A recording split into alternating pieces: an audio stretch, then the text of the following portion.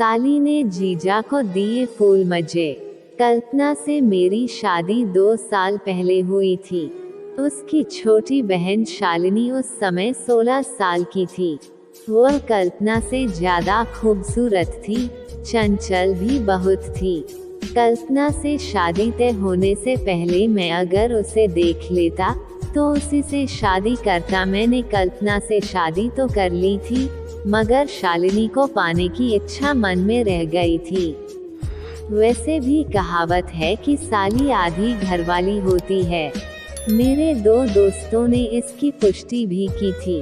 उन्होंने मुझे बताया था कि उनके भी अपनी सालियों से नाजायज रिश्ते हैं। मैंने तय कर लिया था कि कोशिश करूंगा तो मैं भी शालिनी को पालूंगा।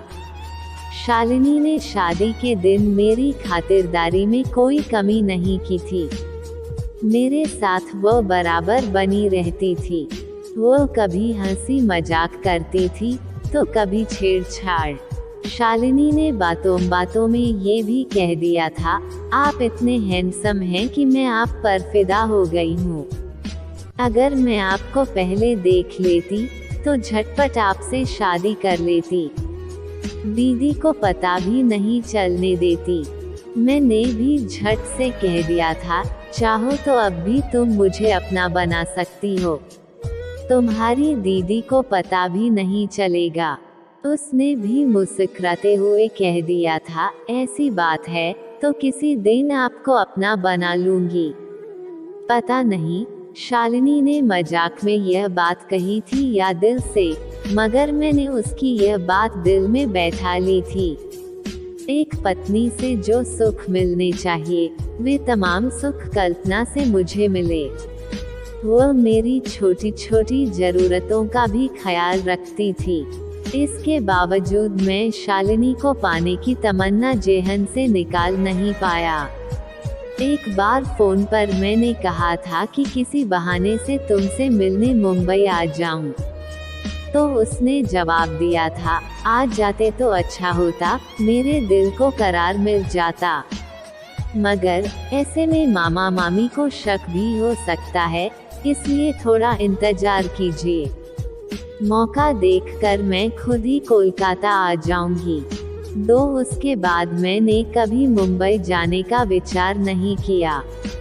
दरअसल मैं नहीं चाहता था कि मेरे चलते शालिनी की बदनामी हो। इसी तरह 2 साल बीत गए। एक दिन अचानक शालिनी ने फोन पर कहा, जीजा जी, अब आपके बिना रहा नहीं जाता। हफ्ते भर बाद मैं आपके पास आ रही हूँ। मैं खुशी से खिल उठा। शालिनी 12वीं पास कर कॉलेज में चली गई थी। वो गर्मी की छुट्टियों में कोलकाता आ रही थी। एक हफ्ते बाद शालिनी आई। उसे रिसीव करने में अकेले ही रेलवे स्टेशन पहुंच गया था। वह पहले से ज्यादा गदरा गई थी। उसकी खूबसूरती देखकर मेरे मुंह से लार टपक गई। मुझसे रहा नहीं गया तो उससे कह दिया, तुम तो पहले से ज्यादा खूबसूरत हो गई हो। तुम्हें चूम लेने का मन करता है। रास्ते पर ही चूमेंगे क्या? पहले घर तो पहुँचे, कहकर शालिनी ने मुस्कान बिखेर दी। घर पहुँचने के बाद उससे अकेले में मिलने का मौका नहीं मिला। वह अपनी बहन के साथ चिपक सी गई थी। उस रात मुझे ठीक से नींद नहीं आई। रात भर यही सोचता रहा कि जब शालिनी के साथ हम बिस्तरी करूंगा तो वह कितना सुखद पल होगा।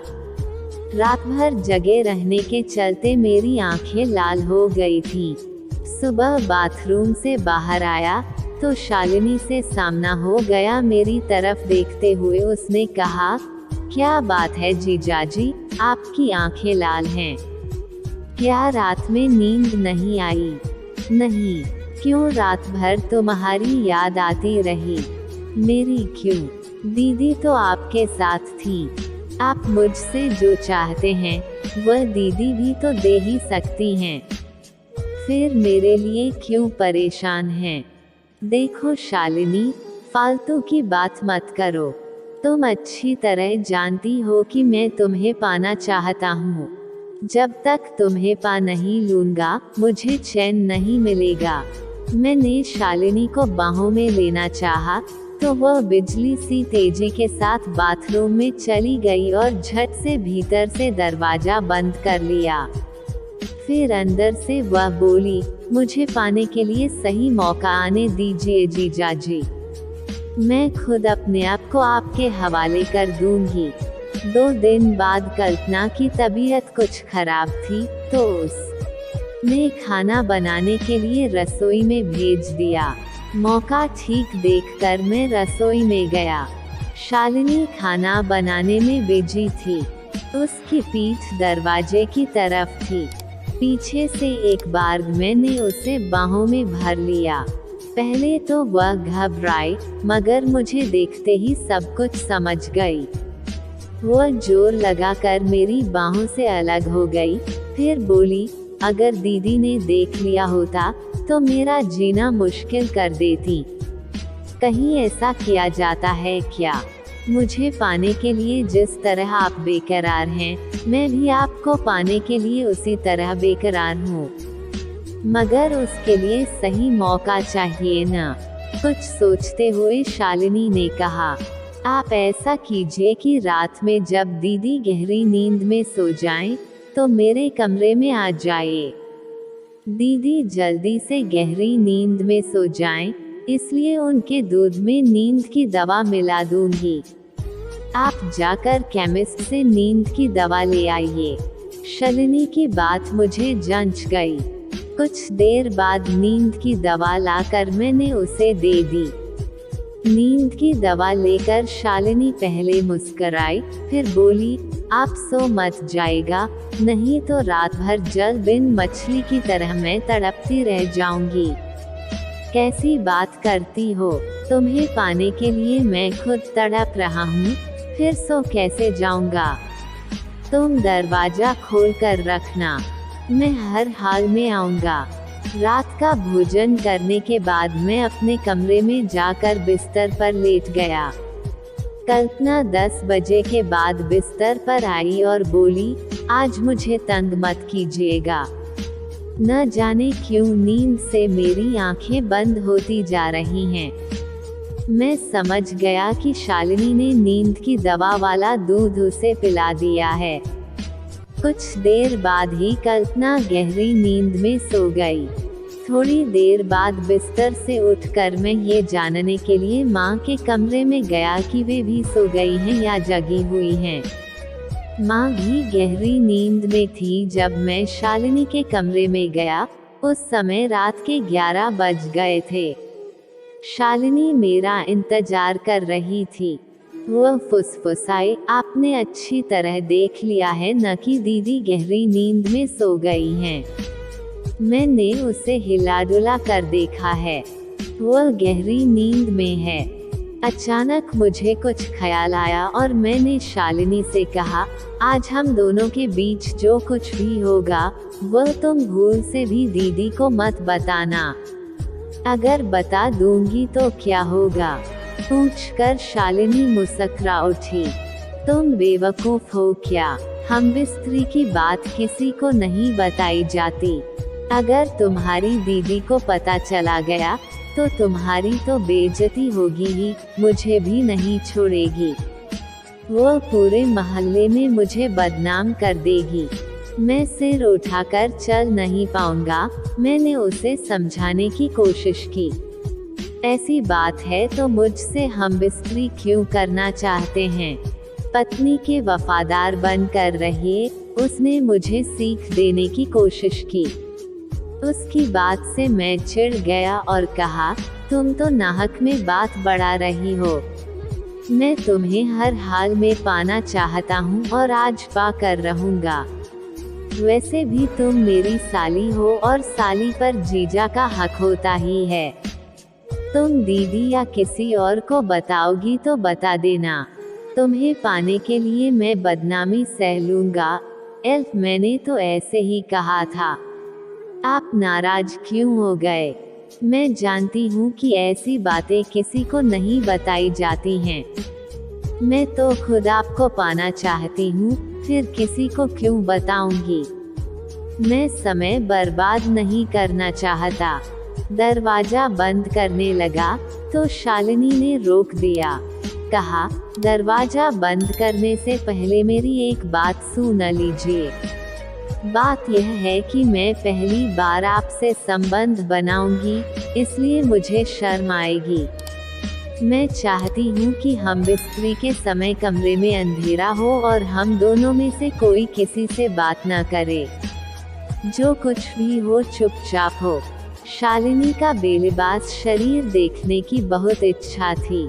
मुझे उसकी इच्छा का भी ध्यान रखना था, इसलिए उसकी बात मैंने मान ली।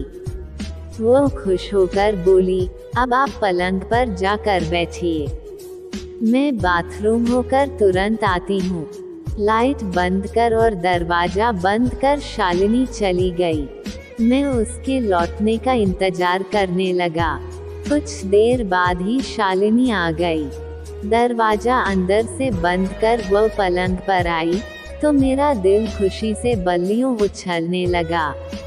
मेरा 2 साल का सपना पूरा होने जा रहा था। उसे बाहों में भर कर मैंने खूब चूमा। उसके बाद घुप अंधेरा होने के चलते भले ही उसका शरीर नहीं देख पाया, मगर उसे भोगने का मौका तो मिला था। मैंने पूरे जोश के साथ उसके साथ हमबिस्तरी की। मंजिल पर पहुंचते ही मुंह से निकल गया, मजा आ गया शालिनी। शालिनी कुछ बोली नहीं। कुछ देर बाद बिस्तर से उठकर उसने अपने कपड़े ठीक कर लिए। मैंने भी अपने कपड़े दुरुस्त कर लिए तो उसने लाइट जला दी। फिर तो मेरी बोलती बंद हो गई। आंखों के आगे अंधेरा छा गया। शालिनी समझकर अंधेरे में जिसके साथ मैंने हमबिस्तरी की थी, वह शालिनी नहीं बल्कि पत्नी कल्पना थी। वह मुस्कुरा रही थी। उसकी मुस्कान देखकर मैं शर्म से पानी पानी हो गया। मैं कुछ कहता उससे पहले कल्पना बोली, आप तो मुझे प्यार करने का दावा करते थे। कहते थे कि किसी पराये औरत से नाजायज संबंध बनाने से बेहतर मर जाना पसंद करूंगा। फिर यह क्या था? मैं चाहकर भी कुछ बोल नहीं पा रहा था। सिर उठाकर मैं उसे देख भी नहीं पा रहा था। अचानक दरवाजे पर किसी ने हौले से दस्तक दी। कल्पना ने दरवाजा खोल दिया। दरवाजे पर शालिनी थी। वह झट से अंदर आ गई। फिर मुस्कुराते हुए मुझसे बोली, क्यों जीजाजी, मजा आया? मेरे कुछ कहने से पहले कल्पना बोली, तुम्हारे जीजाजी को बहुत मजा आया शालिनी। सच जीजाजी। मैं कुछ बोल नहीं पाया, मगर यह समझ गया कि सब शालिनी और कल्पना की मिली भगत है। मेरे नजदीक आकर शालिनी बोली, आप तो साली को आधी घरवाली समझते थे, फिर आपने शर्म से सिर क्यों झुका लिया? फिर वो मुझे समझाते हुए बोली, देखिए जीजाजी, साली को आधी घरवाली समझकर उसके साथ नाजायज संबंध बनाने की सोच छोड़ दीजिए।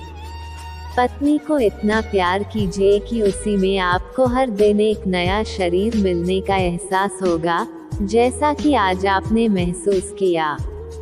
कुछ देर चुप रहकर शालिनी ने कहा, मैंने दीदी के साथ मिलकर आपको जो सबक सिखाया, उसके लिए माफ कर दीजिएगा। दरअसल बात ये थी कि जब मुझे एहसास हो गया कि आप मेरा जिस्म पाना चाहते हैं, तो एक दिन मैंने आपका इरादा दीदी को बताया। दीदी को मेरी बात पर यकीन नहीं हुआ। उन्हें आप पर पूरा यकीन था। उन्होंने मुझसे कहा कि आप मर जाएंगे, मगर किसी पराये औरत से संबंध नहीं बनाएंगे। उसके बाद मैंने दीदी को सबूत देने का फैसला कर लिया। ये बात साबित करने के लिए ही मुझे मुंबई से कोलकाता आना पड़ा। मैं सब कुछ समझ गया था। गलती के लिए पत्नी और साली से माफी मांगनी पड़ी। पत्नी का मैंने विश्वास तोड़ा था, इसलिए वह मुझे माफ नहीं करना चाहती थी। मगर शालिनी के समझाने पर माफ कर दिया। मुझे माफी मिल गई तो शालिनी से पूछा, मैं यह नहीं समझ पाया कि कमरे में तुम्हारी दीदी कब और कैसे आई। मैंने दीदी को अपनी सारी योजना बता दी थी। उन्हें नींद की दवा नहीं दी गई थी।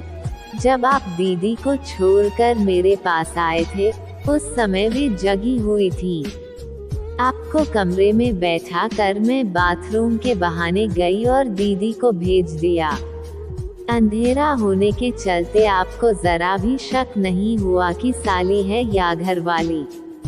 उम्र में शालिनी मुझसे छोटी थी, मगर उसने मुझे ऐसा सबक सिखाया कि उसकी चतुराई पर मैं गर्व किए बिना न रह सका। शालिनी की सूझबूझ से मैं अपने चरित्र से गिरने से बच गया था।